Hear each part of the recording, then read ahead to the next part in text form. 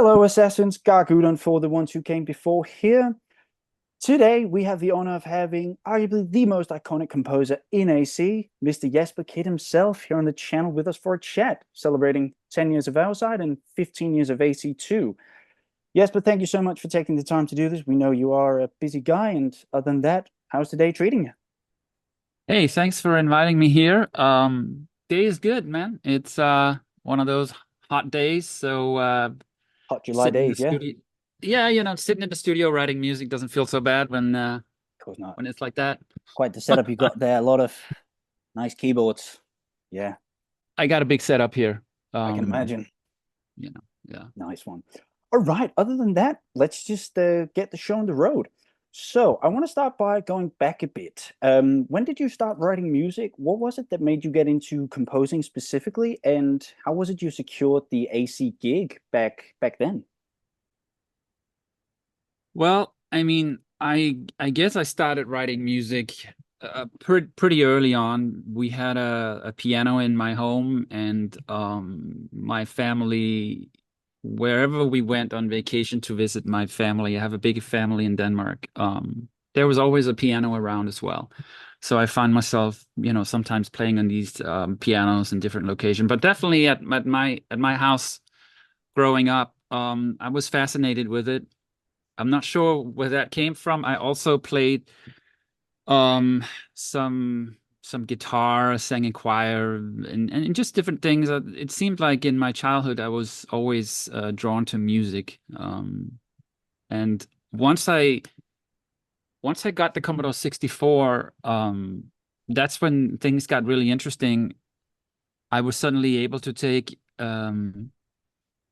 things I've been fiddling with on a piano and put it into like a sequencer, and suddenly you could push a button and it could play back the notes that you put into the sequencer, and you could make full arrangements with bass, drums, melody, and the arrangement around the melody. Suddenly you had an option of creating full songs, and that was really really interesting to me. um the fact that you didn't have to sit and perform to get music out, but you could actually create music and then listen back to it. Um, I think that's when it really started kicking in for me. And I would do hundreds of, tracks on the Commodore 64. I guess we call that sit music and sit tune or whatever Yeah, it's called these days. It's so funny how that music style is still around, of and course. people are still writing music with that. But that was invented on the Commodore 64, that music style. Um, After that, I got a Commodore Amiga, and that was very different because the Commodore 64 had a synthesizer chip inside, but it couldn't really do anything production wise that sounded very, very good.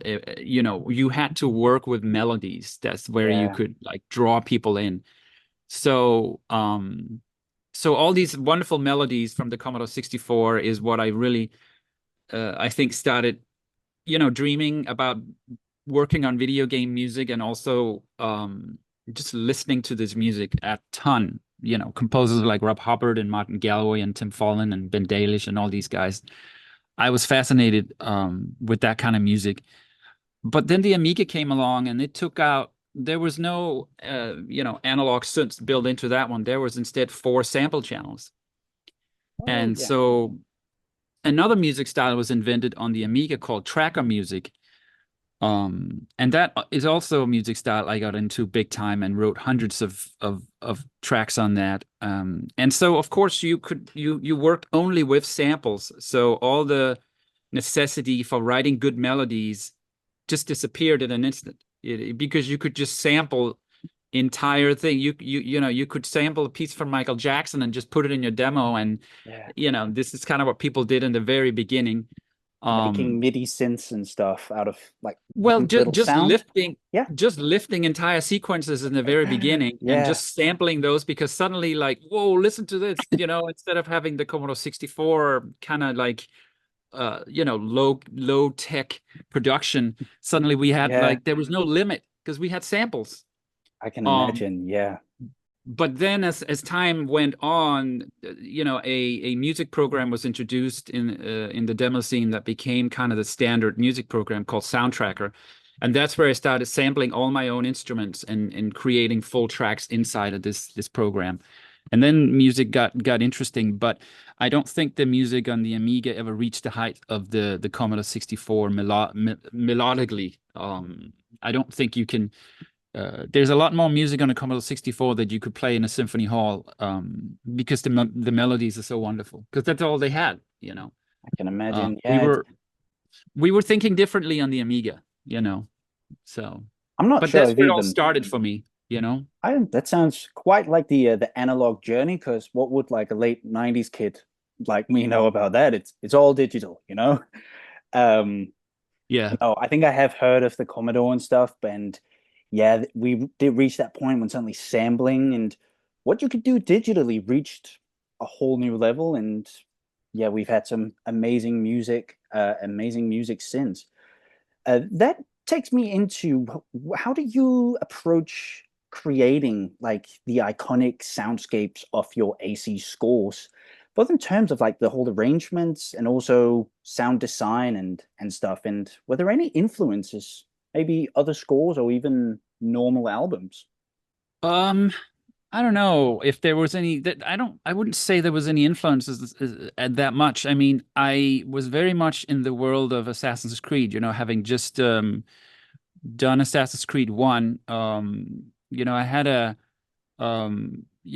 Patrice Desilets, the was a huge fan of the guy who created was the creative director on Assassin's Creed 1. He was a huge fan of my Hitman music. Oh yeah, Um, and so um, I was already in a place where they wanted me to bring my creativity. So it's not like they told me it has to be like this or it has to be like that. But obviously, for a game like Assassin's Creed 2 that takes place in the Renaissance, it was important that the music, of course, fit the game and enhance the not just the location but also the feeling that you have when you travel back in time to the Renaissance. And of I think course. that was more what I was trying to capture, how Ezio would feel, and what he's dealing with, and also give it a modern a modern version, because I don't think that we really want to walk around in a game like Assassin's Creed 2 and listen to the super traditional Renaissance music. I did some research, and that type of music was just not that interesting. It was very folk Yeah, music. Why? I, And I can imagine. like, and also comedic opera was a big thing. And I was like, we're not doing comedic opera. We're doing serious opera. You know, Yeah. this is a game about assassins. Yeah.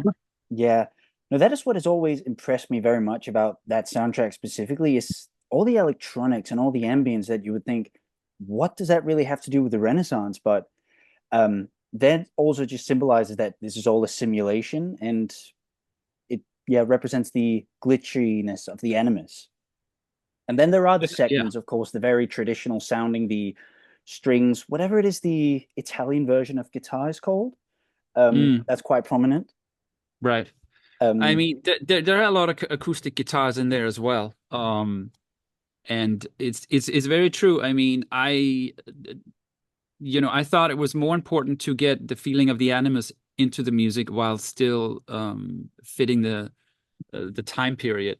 And of course, that doesn't really make any sense when you think about it, because of course it's not going to fit the time period. But um, the feeling of how Ezio feels, and the Animus influence on that music style was yeah, very, very important to the team, especially on the first four Assassin's Creed games that I worked on. It was always on the mind of the team, that how do we get the Animus into the music? How do we make this a big part of the story? Um, so the perspective on that is perhaps a little bit different than what you see today. But that was very much something that we were all excited about expressing. of course. Production wise, I've always, especially as I've gotten to know more about production myself, it's fascinating to know how many little layers there are. Like there'll be the smallest like hat samples on the left, and there'll be a little harmony on the right that you don't really pay attention to unless you really sharpen your ears. But that's all makes it so interesting, and it perfectly captures the tone of that game. Yeah, that's cool to hear you say that because that's very much something I do and put a lot of work into. It's very much something I do on purpose, of course. And Of course. my perspective on that is that you get to experience and play these games and hear this music so much that there needs to be as much detail in it as possible. Yeah. So, on repeated listens, you're still discovering new stuff. Yeah. And I, as a gamer, that's what I want from a soundtrack. And so I, of course, want to reward people playing the game. And I very much think like a gamer when I write music, I think about what would be the greatest musical thing to happen here, or what would be the ultimate thing that I'm feeling here. And then if there's a way to express all that while still surprising you, even better. Because those are all my favorite gaming moments when things are surprising and things are, unusual, and then you're kind of like, oh, this shouldn't work, but it works, and that makes it even better. In my head, that's Yeah. my Of favorite course. gaming experiences. So Yeah. that is just something personal that I try to take with me and bring into my music. Yeah. You mentioned sampling there earlier, and how you got into that quite a bit. If you can tell me anything, of course, there are like on the AC scores so many random sounds. Would you approach that like so many others? Like you'll record the most random sound, throw on a bunch of effects, then like MIDI synth it, and then you got something, or how do you approach that? Well, it is true. There's a lot of samples in there, and I built a big library of sounds for each score that I work on. And it's just something as I start writing the score, I start creating all these sounds and all these samples, and it just becomes this, giant collection Yeah. by the end of the project. And I mean that's just something that happens as I go along, and I just keep building new sounds for new tracks. I mean that I took that to another level on Assassin's Creed Valhalla. That was definitely the most sample-based how do you say score I've ever written. The philosophy on that score was that every single sound you hear in the soundtrack needs to come from a performance place because Yeah. we're in the Viking age. So I wanted it to sound really super realistic. It was a different approach More than something organic, like or what's that? you wanted it to sound like more organic, or Well, it had to do with the locations, first of all, that we were outside in not in cities anymore, but in nature. And so I felt like the nature part of the environment needed something organic, like you say. And it's so all the sounds were acoustic performances that I performed myself on all these, yeah. Viking instruments and different instruments that I acquired. I had no idea how to play them. I kind of taught myself how to get sounds out of Oh them. yeah. And then they would all those performances would be, of course, sampled and put in the score. And then I would treat them with plugins and hardware Yeah. effects and all that kind of stuff. Once I had an acoustic performance, then all the gloves were off. I could do whatever I wanted. That was my rule. But it had to come from a place of an acoustic performance. That makes total sense. So And yeah. that's kind of sampling taken to the next level a bit for me. Yeah, I'd never done that before. So yeah. It's cool you say it, because I always find that sometimes the best sounds are, you'll say you'll just strum a guitar, you'll reverse it, pitch it up, throw on a bunch of things, and it'll sound totally unrecognizable, but really cool. And it will maintain its foundation somehow. You might not even be able to hear it or explain it, but that energy that sound has, it came from an acoustic strum. Yeah. So to somehow maintain that and not process it so much that that's lost, but it's still there, but it can sound like something completely different, but that feeling is still there. Yeah. That is so interesting. I totally get that. It makes me think, have you heard of a guy called Rob Late on YouTube? Uh-uh. You should look into him. He makes the sickest beats out of sometimes like literal trash, like Mm, smashing a can or a bicycle, and that is the beauty of, as you say, sampling and sound design. yeah. You mentioned Valhalla there, and I couldn't help but think, did returning to the franchise with that score almost feel like a sort of homecoming, with the Nordic roots of the game and the collaborative process with Sarah and Ina there? Did each of your styles help create a unique sound? We worked on our own, apart Okay. from on the theme. I wrote the theme with Sarah. And then, of course, on Ezio's Family, I remixed that, and Einar was the vocalist on that track. Um, Oh, I see. Yeah, Ezio's uh, Family. Let's talk about that for a second. That yeah. is, basically the AC version of the Star Wars theme, and it must feel cool to have written that in some way.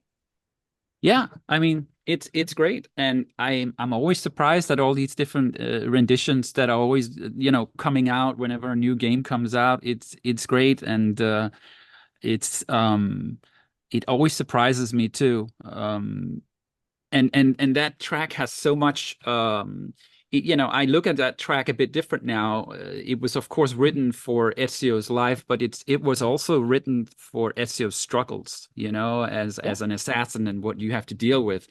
And that's very much something that relate to all the assassins. It's not yeah, easy when you think about it to be a part of the Brotherhood and to be an assassin. There's so many sacrifices you have to make. So that was always a part of that theme. So to see that now connecting with all the other assassins, it's great. absolutely. It's funny you say Ezio's struggle because the game opens, with that theme at what we think is the beautiful Renaissance. What is Mm, it? The quote is, "We live the best life, brother. May it never change." And yeah, we all know how things go from yeah, there. yeah, But no, you are right. There's a lot of emotion to that, yeah, and basically the whole thing. Um, yeah. I I keep love doing that. I love putting something in the music that talks about what is to come, because it gives you some kind of expectations, or it gives you some kind of, in the back of your head, you're like, oh, I wonder, and with the dialogue and everything, it's just like, why is this piece so full of emotion, and it has hints of a tragic world when we yeah, see guys having the time of their lives. Immediately you go much deeper because you make people think, right? And they're like, yeah, oh, what's happening here? And I love that. That gets me so, fired up, that kind of stuff. of course. It makes me think a bit about like, do you have a special formula as to the trick, I suppose, of being given a sequence, whether that is, free roaming or stealth or combat, and then translating that to sound? Like, is there a specific set of chords you go to, or how I do you don't work I that don't think out? there's a trick, but I think the more you can get the story into the music for whatever specific gameplay type you're writing Yeah, for, like if you're running across the rooftops in Assassin's Creed 2, that is one thing. But then to be able to take Ezio's theme and put it into the rooftop music, now we're yeah, talking. Now we're going of somewhere, course. right? And suddenly the music is not just functional anymore. It actually has a much deeper meaning. And I think that's where it connects on such a deep level with the game player. And that's something I always look for. How can I make these connections as much as possible? Because at the end of the day, I want things to be rich and atmospheric and deep and make you feel something. And those Absolutely. are perhaps a trick that you try to take the themes you have and put them into as many places as you can where it makes sense and just makes you think more, you know? That is the beauty of score composing or score tracks in my head, is that it's much easier to reuse melodies also for, yeah, a feeling of consistency and that everything's the same compared to normal songs, I suppose, where if Mm, you reuse everything, it becomes a little flat. Yeah, normal right. songwriting is quite different, I Mm. suppose. Um, it makes me, I just wanted to hear, in terms of what we talked about earlier there with influences, it may not have been that, but are you familiar with the film Pan's Labyrinth? I've Guillermo never del seen it. Toro? I know of it, but I've never Yeah. seen it. Oh, great film, but why I mentioned it is that soundtrack is like 3 years prior, but that is just like two like genius composers being cosmically Mm, aligned. There's a lot of vibes there that's really the same as the Renaissance. You mentioned there mm. the and where the organic instruments work really well, actually. Oh, I haven't heard that soundtrack. That sounds Oh, interesting. it's beautiful. Long Mm. time ago was like the main theme, which if I didn't know any better, I think it was like a B-side of yours. Okay. It makes me think of another band which like they had an album around the time you did the Ezio trilogy. Maybe I've heard of Bring Me the Horizon at this point. What are Band they called? Bring Me the Horizon, Mm-mm. English rock No. band. They're quite good. They have an album which is also like may have been influenced by your work. I'm very curious as to that. It's a lot of the same vibes, like the Renaissance there, like clean electric guitar, choirs, strings, acoustics, all Mm, that great stuff. mm, Um, and even um, like their electronic sound is quite reminiscent of the stuff you did for Borderlands mm. quite Okay. recently. Right. Um, yeah, stuff like Interesting. Borderlands. There is that just opening up a synthesizer like you mentioned earlier and just like throw whatever at the wall, see what sticks. No, not at all. Borderlands is a tricky one to Yeah, figure out because it has these underlying moments of humor that goes throughout the score, yeah, and so you are always on that fine line of if you write things that are like super duper serious, it might not yeah, work. You know, you have to find that line where what you're writing is fun to listen to, but it still goes and does the job of what the score needs to set as far as atmosphere. of course. I remember in Borderlands 3, um, I really enjoyed writing the main menu music. And that was like a long piece for the menu screen, right? So the first Yeah. music you heard. And that very much goes into what I was saying earlier about creating a piece of music that talks about what's to come. And I Oh, yeah, of think that course. that's what that piece of music also does. It is like when you listen to it and it's full of themes and melodies.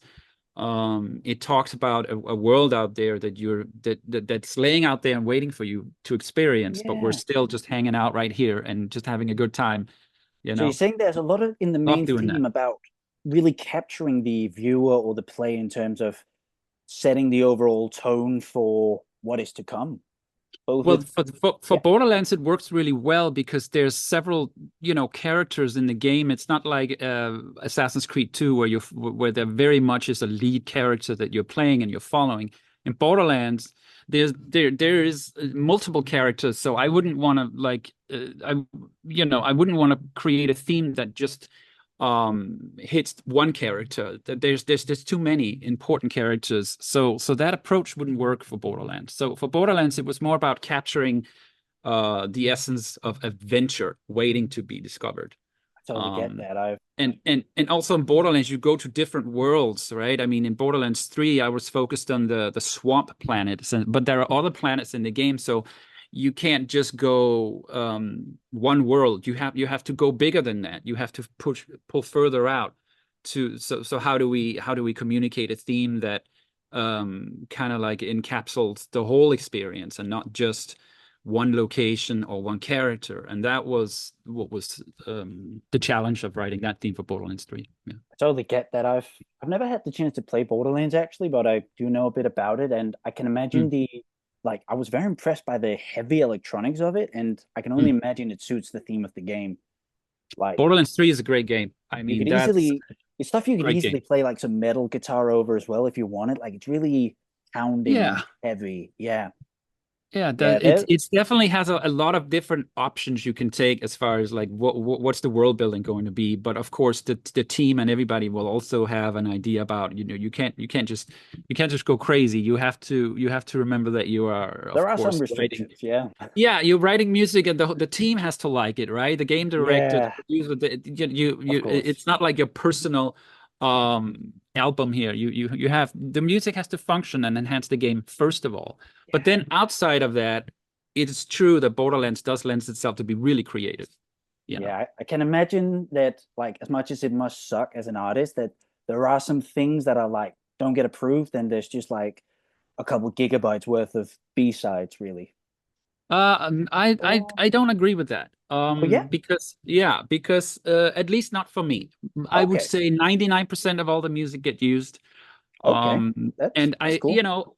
I mean, I might write a piece when I'm deep in a project, and it might not be the right music for that moment. Maybe we thought it was, but then we put it in, and we're like, no, actually, we realize it's got to be much more intense. Oh, Okay. okay. So But then we either have that piece of music, and then I always end up finding a place for that that's piece of cool. music So if it is, because it's it's written with that perspective in mind of the project. So you're deep in that project, and if I'm deep on Pandora and Borderlands, and I write some music, then I like to think everything I'm writing connects with that world because this is where I am right now. So just because it doesn't fit from a gameplay technical standpoint, it needs a little bit more, or maybe we changed the sequence, so it's got to be different. It okay. doesn't mean that music doesn't live in Pandora. It still lives there. We just got to Yeah. find another home for it. Okay. So if it is, it's either just like some rewrites or it's great melody, but we'll put it aside for a later installment, perhaps. Yeah. That's nice. Yeah. It makes me think, you are primarily a game composer, but you have also done some film work. Are there any like major differences between the two media forms and what are some of the challenges that come with it? Yeah, I mean, especially lately, I've really been embracing film work and can't wait to talk more about it once I can. But it's personal from composer to composer. Um, some composers will say there's no difference. I will say, for me personally, there's a huge difference. Of course, yeah. Absolutely massive difference. Because I grew up in the game industry, so I learned how to write music in the game industry. I feel, I kind of grew up in the game industry, like I mentioned, and so my music early on was inspired and designed to be what I thought would be good music for video games, right? Of That was course. the whole perspective I had. But then when I started writing music for film, I found out that that music style does not fit film at all. It really doesn't. That's Because my interesting. perspective on games is all about what's best for the game. So I had to reinvent my music style completely when working on film and kind of put all that knowledge behind me and try to start over. But the more film work I do, the more I can start pulling from all the stuff I've learned from games. But in the beginning, I had to just totally cut it out. I mean, there's many differences. One of the key differences, let's see, let's get some of them out. You can work on a scene, and it can be like a 1 minute scene, but it can Yeah. go through five different emotions in 1 minute. Yeah, you know I can you, imagine. you're cutting here, something's happening here, and it's like all these emotions in 5 minutes, and one of the emotions could just be like I'm walking across the street, but we want some music for that. Oh, okay. I can You don't imagine. come across those kind of scenes in a video game, right? I mean, you are asked to write completely different types of music that you would never end up writing in a game. And in a game you usually write music for different states. So if like the state is suspense, then you write like a 2-3 minute suspense cue. And if you try to go anywhere else dynamically, no, you have to stay in the suspense, because if you go into action, we have another cue for that. So basically, I can imagine one difference is that if in when making stuff for a game, there is a bit more like there's more options in terms of there might not be one scenario you need to capture. Like take approaching target, if you remember those tracks, for example, there will be Hmm. like 2-3 minutes of just nothing, like but an ambient pad and maybe some samples. Where I can imagine a film scene, you have 5 minutes, but it's very like there's a lot of clicks. Like, oh, from these 20 seconds, this is happening. The next 20 seconds, there's a new suspense and stuff. Is there any truth to that?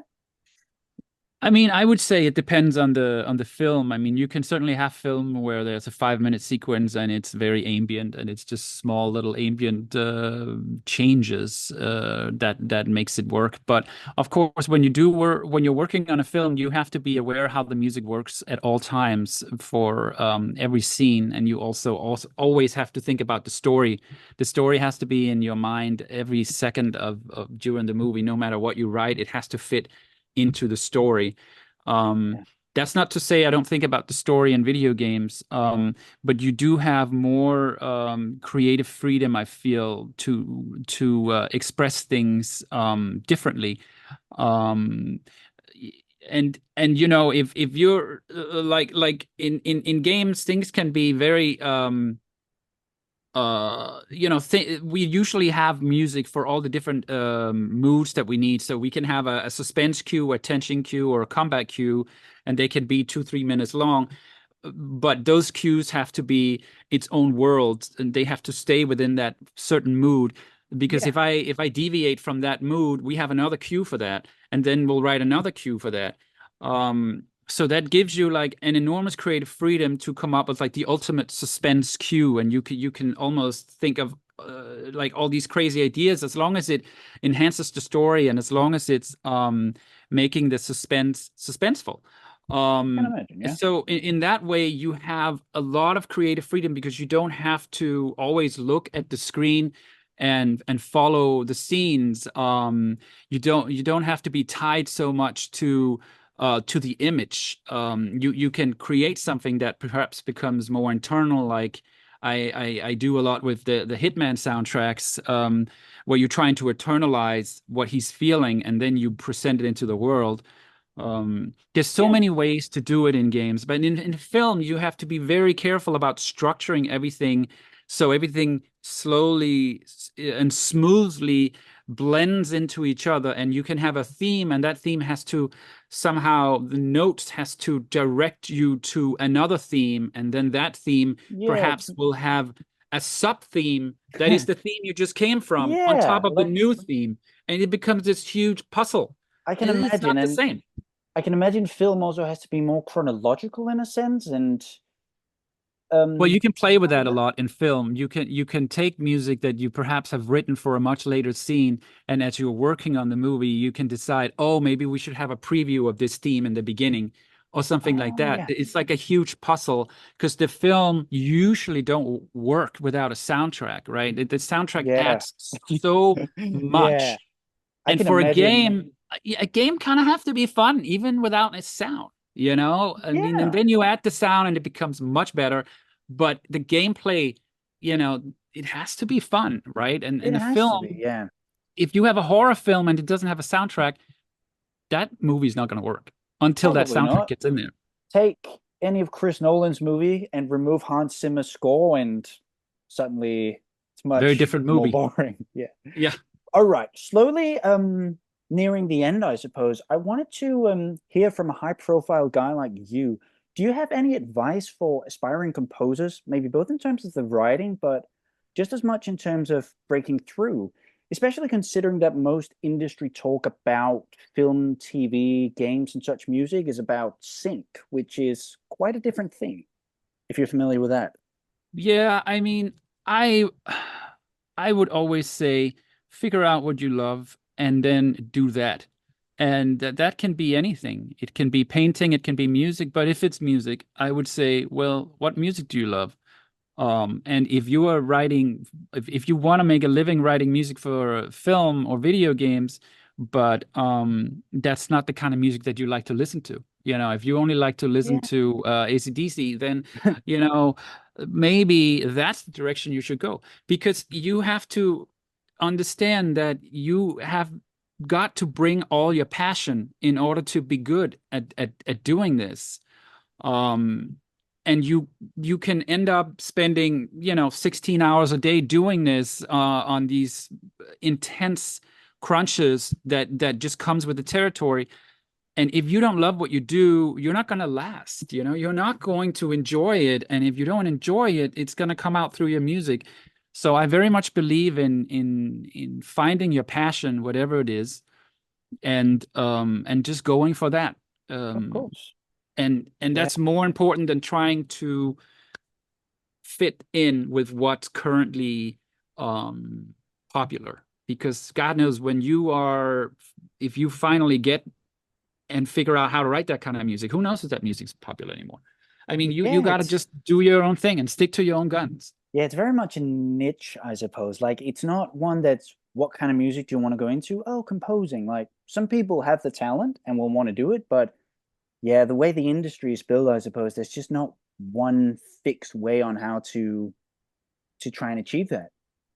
I mean, game music in the beginning, when I started writing, was not a popular Yeah, I can thing imagine. in society. People were not thinking of game music as this amazing music that That's would end up proper in symphony music. halls.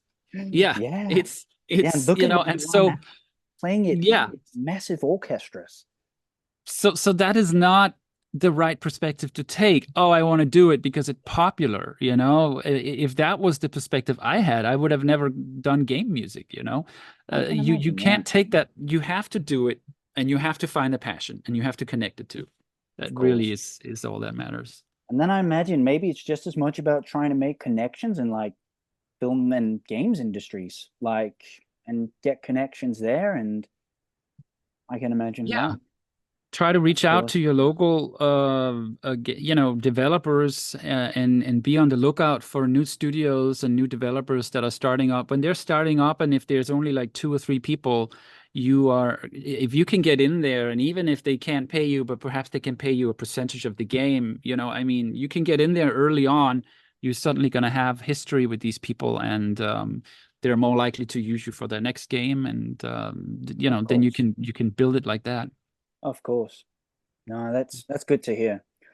Finally, if you can tell us anything, of course. Sounded like everything's a bit secretive, but what is next for you? And are there any further milestones or dream projects you hope to achieve?